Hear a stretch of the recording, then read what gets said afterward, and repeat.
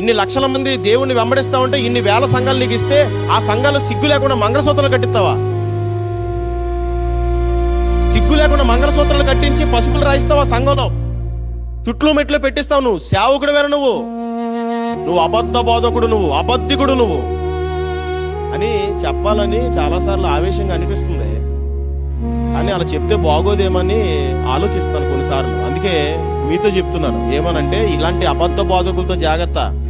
2000 సంఘాలు ఉన్నాయి, 10 లక్షల మంది జనాలు ఉన్నారని చెప్పి పెళ్లికే మంగళసూత్రం కట్టేస్తాడు. ఎంత బతుకు ఇంటి వెనకాల చావడం అంటే నీ బ్రతికే.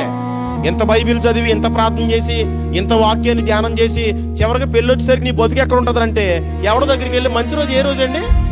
ఈ రోజే, చచ్చిపో. మంచి రోజు ఏ రోజు అండి? ఎన్ని గంటలు కట్టాలండి? ఎన్ని గంటలు పెట్టాలండి? ఎన్ని గంటలు తొయ్యాలండి? ఎన్ని గంటలకే?